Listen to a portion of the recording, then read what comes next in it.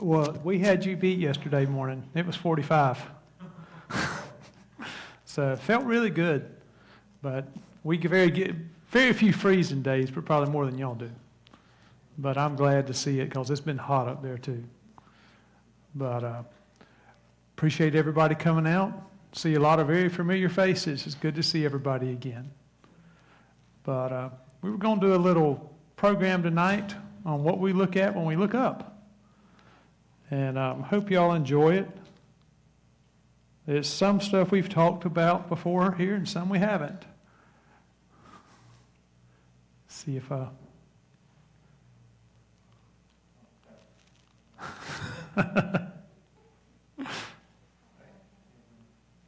There we go. So we probably all love looking up at the stars.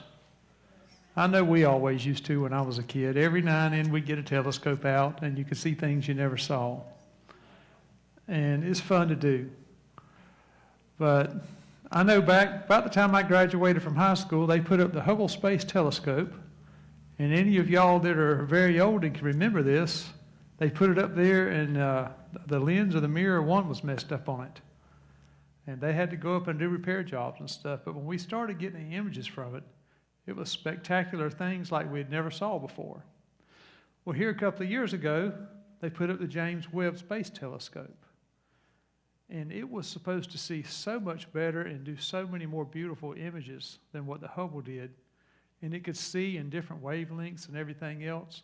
And the evolutionists knew they would be able to look out to right about the point of the Big Bang and see the universe just as the galaxies were forming. So they did that, and whenever you get here to where they said it was going to be the first couple of 100,000 years they expected to see these early galaxies that were not formed yet, they found fully formed galaxies. And ever since that, they've been trying to explain how that happened. So naturally, it must mean that they were not looking at the edge of the universe, and the universe must be a lot older than it was. So instead of being 13 point something billion years old, they've increased that, I think, now to 27 billion. Because naturally, you can't take it that God made it. You've got to explain why it still fits the evolutionary model. You know, and a lot of the theories and the way things are working is disproving what we've always believed. And we may not be able to ever understand some of this stuff until God can explain it to us himself. But just some of the pictures that it's looked at, we look at something like this, and these are not stars. These are galaxies. And every year we find out there's more and more galaxies out there. And we'll talk about some of that in a minute. But these are just some of the images that the James Webb has done. I probably ought to move so some of y'all can see this a little better. But the images are so much clearer than what we've ever seen. And we're being able to look at the different wavelengths. And you may think, well, how important is that? But different elements and gases and things like that put off different wavelengths. So even though we may not can see colors and identify it, we can see the wavelength of those gases and know they're in these nebula and galaxies and stars and all this, and it gives us a lot more information. But just some of the beautiful things that we see everywhere out in the universe that God's made. It lets you know that when we get to heaven, we're going to have a lot of exploring to do. I've put quite a few pictures in here, but just look at the variety of the beautiful things God's created.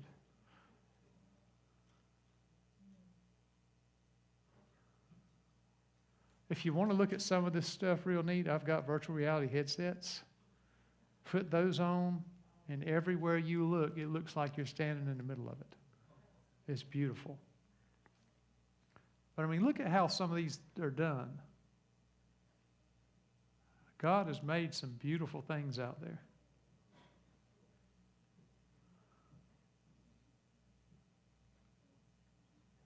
And I was going to try to find the names of these so you could go back and look. Most of them have numbers.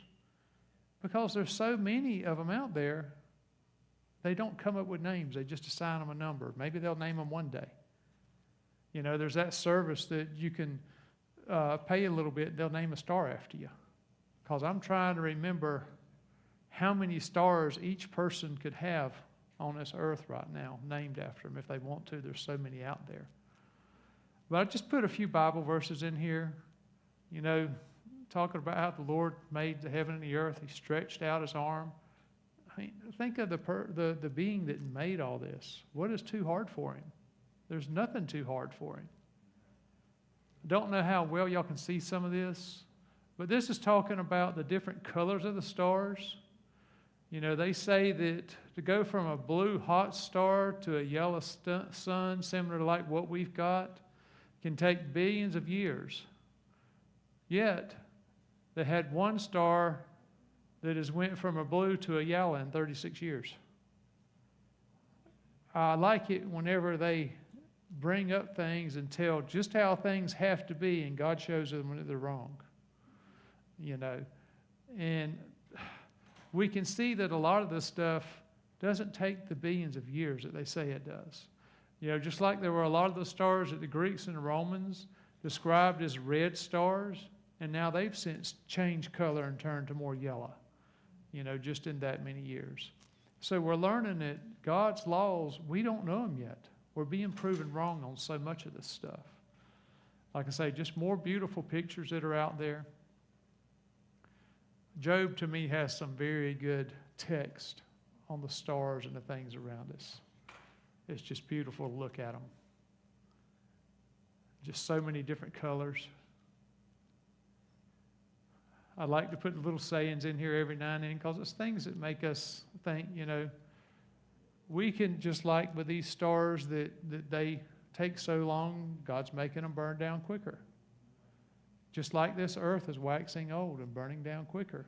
And we're supposed to be evolving, and we're devolving whenever we look at what's going on with us. Said the moon, you know, it's our nearest celestial body. It's about 21,000 miles in diameter, and they said that's roughly the size of the continental United States.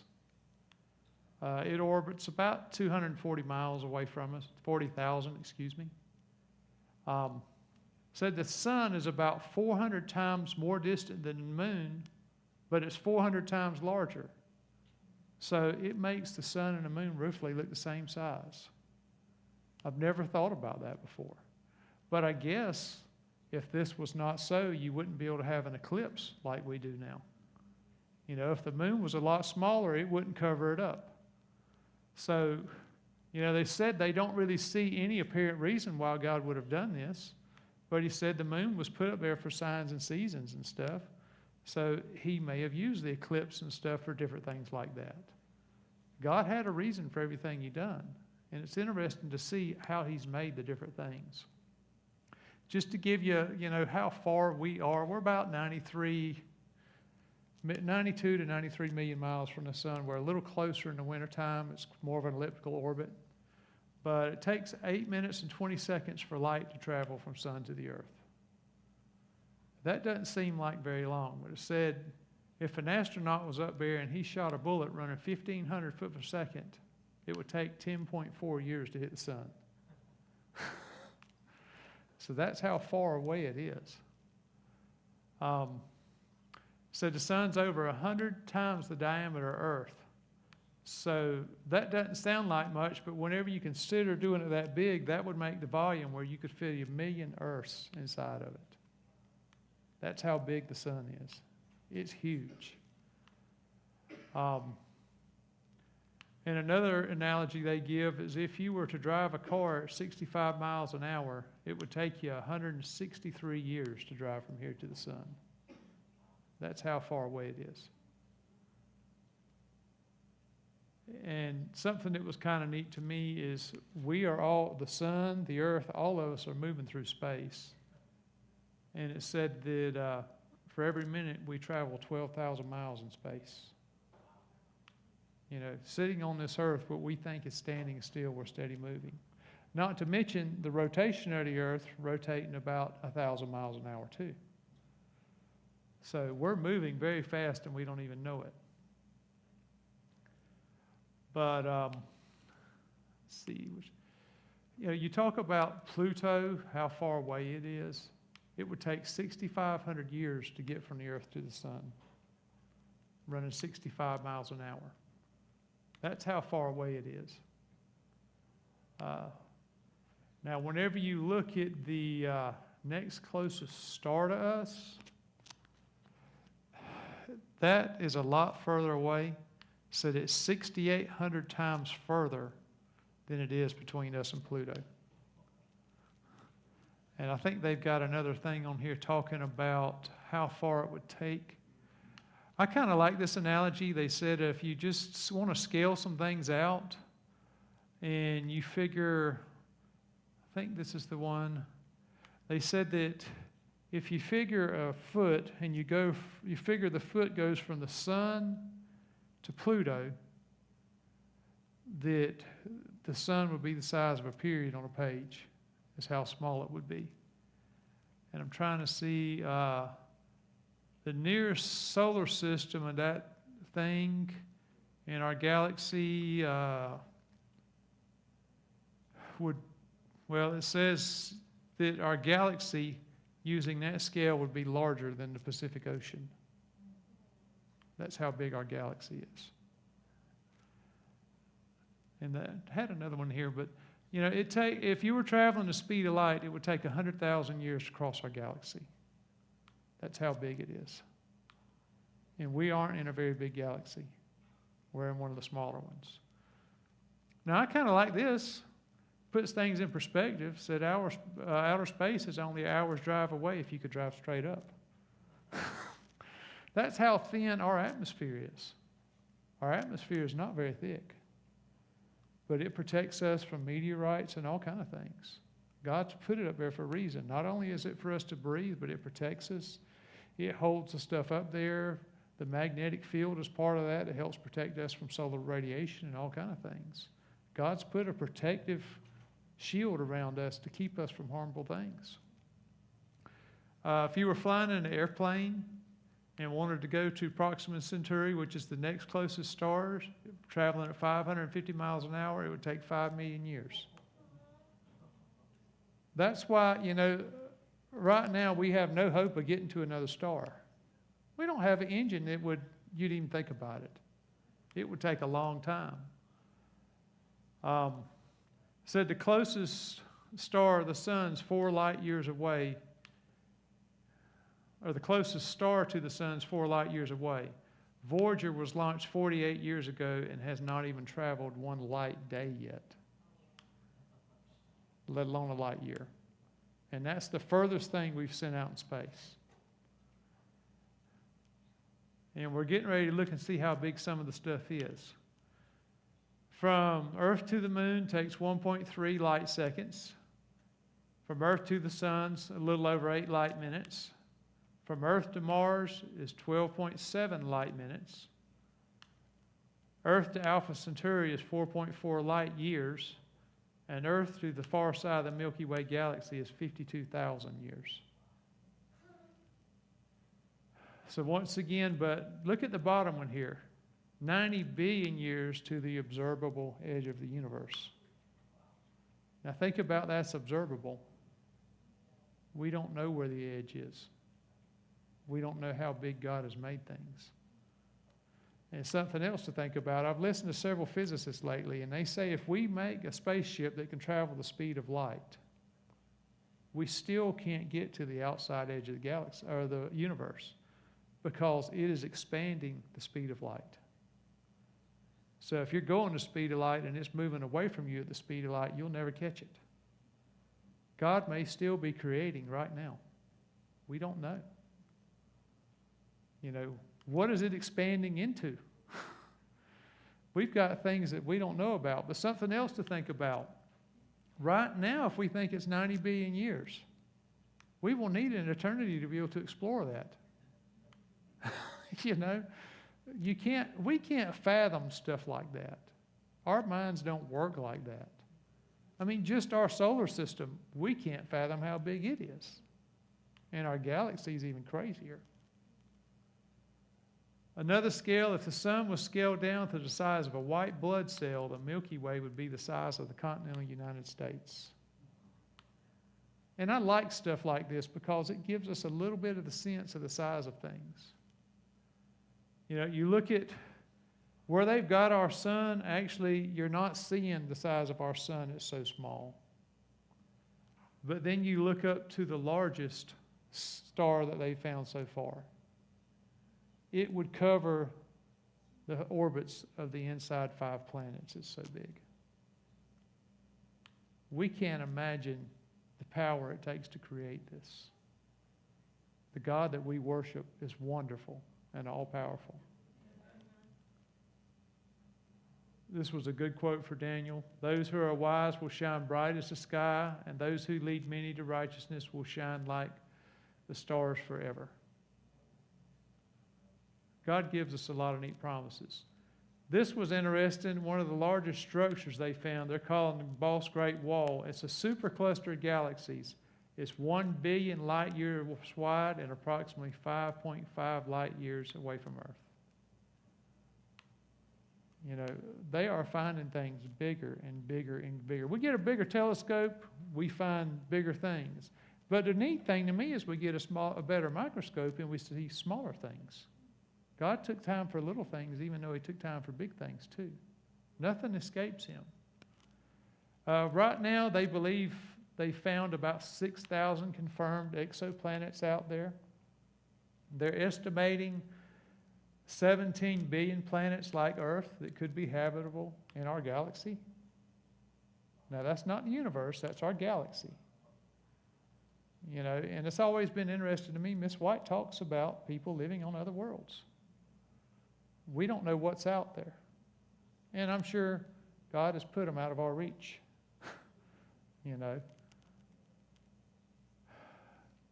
We figure that the Milky Way has about 100 billion stars. The Virgo cluster has about 200,000 galaxies just in that one cluster. So, just think about the quantity of energy involved when God created all this. Right now we are up to, they say, 2 trillion galaxies they believe they discovered. And a lot of the people say they believe they probably need to multiply that times about 10. Because there's so much we can't see because we might have a big nebula blocking it or another galaxy in the way. Because, the galaxies look little from a distance. But if you're looking at something here, think of what it's blocking 100 miles away. That's a huge space. Well, think about something that's blocking something light years away. That's a big spot of the sky we can't see, that we don't know what God's created.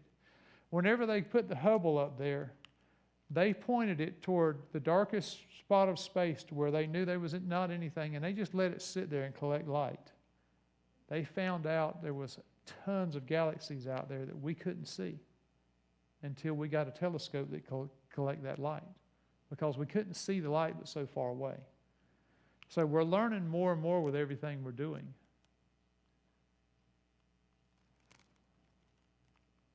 There we go. I thought this was kind of interesting. Said, how does the Bible describe the creation of the cosmos? And it said it simply states that God made the stars also.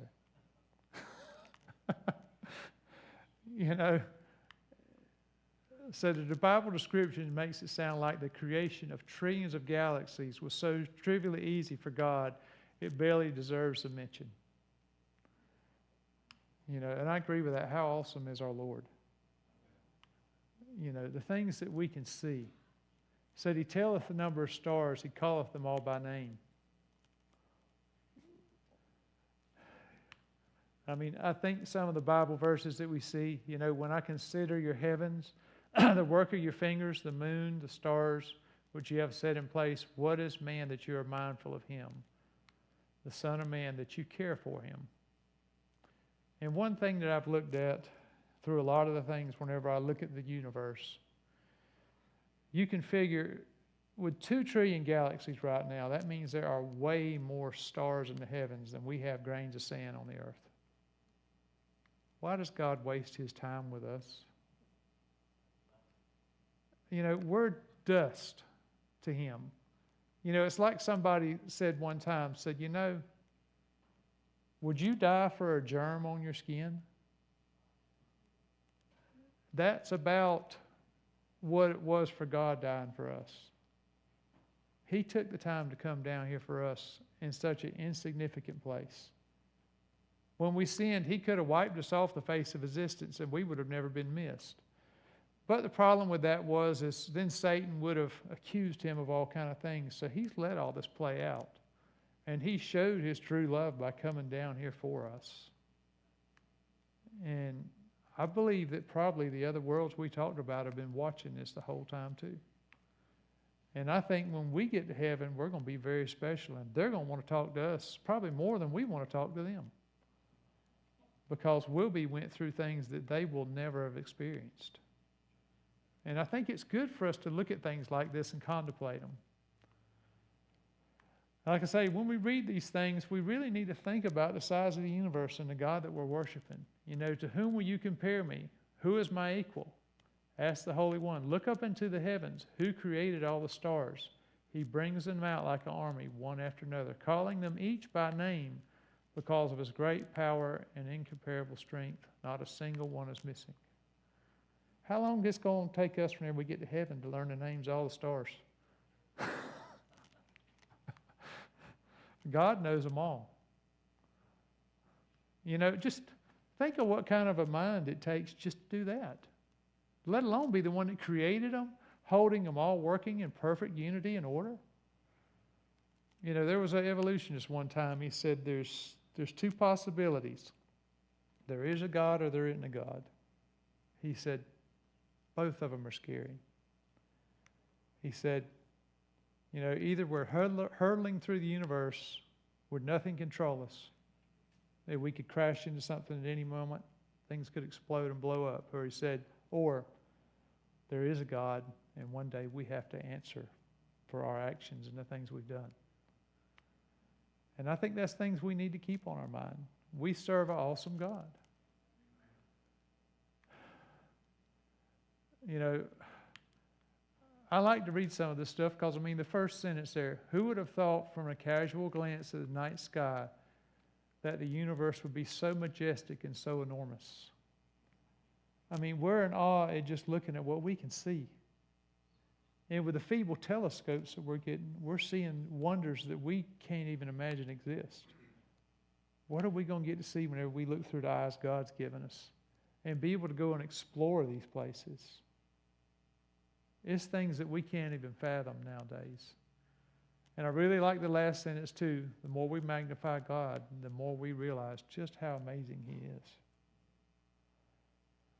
And I really enjoy, you know, studying about creation, studying about the universe. You know, studying about how God originally came down and created. We think of all the mathematical laws and stuff that He set in motion that control all this stuff and keep it all running like it should be. We look at how He came in and created the earth. We try to think we know how He might have done some of it.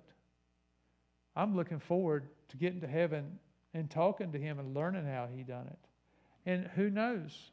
He may still be creating now. I believe He may have paused the beings being created until after sin got done with. But we may get to see Him create again whenever we're in heaven. I think it would be a wonderful thing to see. But since we've been here, He's been our Savior and Protector too. If we want Him to be, He's took the time for us. You know, and that's something we need to always remember too. And I think we need to look forward to Him coming back. And I think things we see going on right now, it's not far away. It's getting closer and closer and closer. And I look forward to the time when He comes back, whenever He's going to recreate this earth again. Because we will get to watch that recreation. And Miss White talks about that He's going to make it better than He made it to begin with. And I think that's something for all of us to look forward to. And this was a short program. I didn't know if anybody had any questions or anything we wanted to talk about. Yeah, my mind was thinking about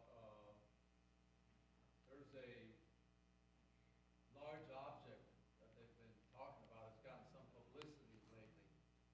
3i Atlas Yep. And I was just wondering if you had considered what they've been saying about that. From what I've listened to, a lot of the astronomers and stuff, that they said a lot of the information that put out there has been false. And they said it hasn't really changed trajectories like they claimed it has.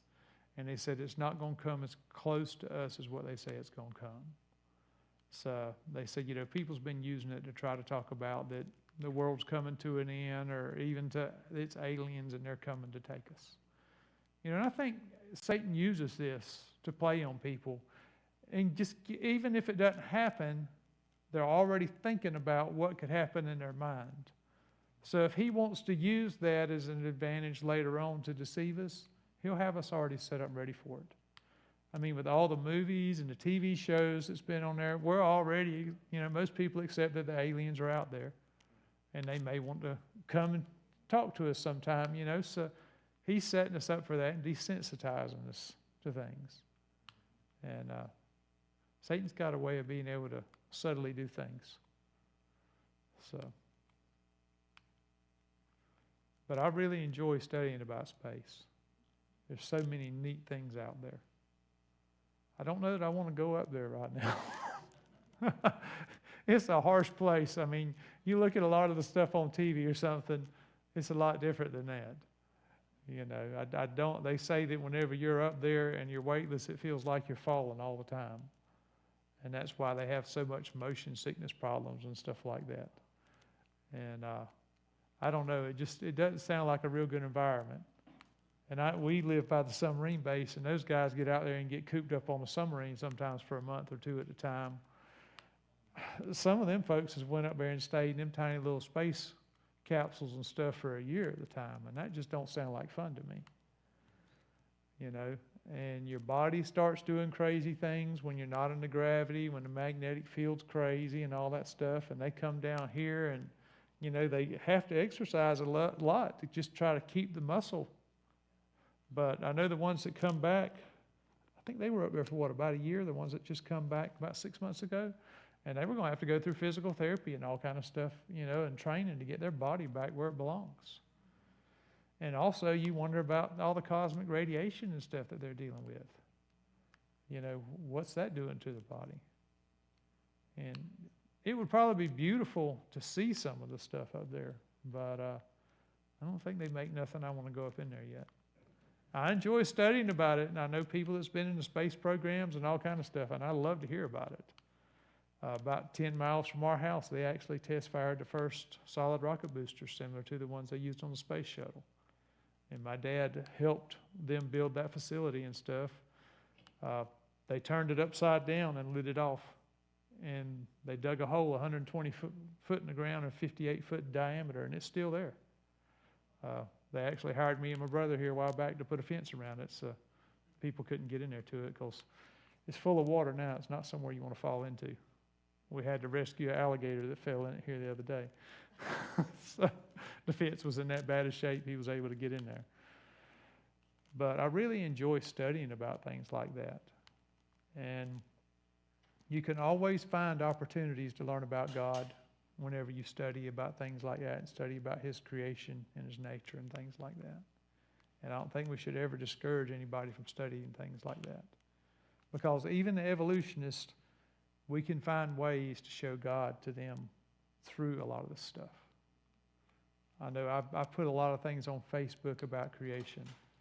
And it's amazing how many of my friends that don't believe in creation, some of them don't believe in God, but they like a lot of the stuff and comment on some of the things that I put on there. And I hardly ever get any negative feedback on it. Because a lot of the stuff, it's hard to argue with.